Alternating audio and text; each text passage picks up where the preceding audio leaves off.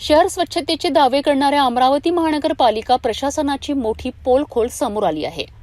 कारण खुद्द मनपा मुख्यालयातील सार्वजनिक शौचालयांची अवस्था इतकी दयनीय झाली आहे की नागरिकांना नाक दाबून जाण्याची वेळ आली आहे।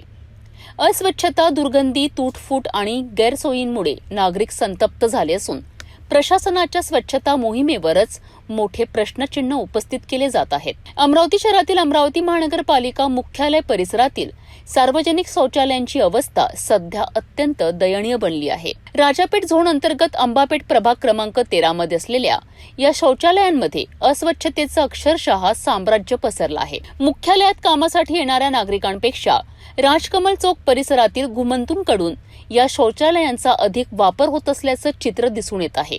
परिणामी शौचालय परिसरात तीव्र दुर्गंधी पसरली असून नागरिकांना नाक दाबून जाण्याची वेळ येत आहे।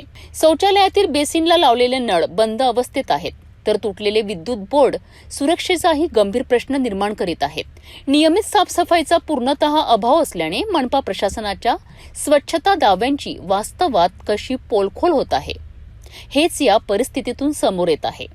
याच प्रभागातील चुनाभट्टी परिसरातील सार्वजनिक शौचालयांची परिस्थिती आणखी भयावह असल्याचं नागरिकांनी सांगितलंय। येथे ना पाण्याची व्यवस्था, ना वीज पुरवठा आणि शौचालयाकडे जाणारा रस्ताही कचऱ्याच्या ढिगाऱ्याने झाकला गेला आहे। दुर्गंधी, घाणीचे साम्राज्य आणि प्रशासनाचे दुर्लक्ष यामुळे नागरिकांच्या आरोग्याचाही प्रश्न निर्माण झाला आहे।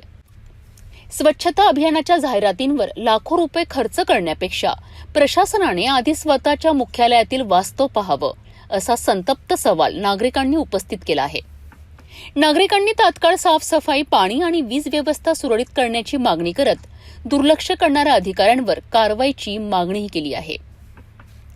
स्वच्छ शहराचे दावे करणाऱ्या प्रशासनाच्या मुख्यालयातच अस्वच्छतेचं वास्तव समोर आल्याने अमरावती मनपा प्रशासनावर आता टीकेची झोड उठू लागली आहे। नागरिकांच्या तक्रारीनंतर प्रशासन कितपत गंभीर पावलं उचलणार याकडे आता सर्वांचं लक्ष लागलं आहे।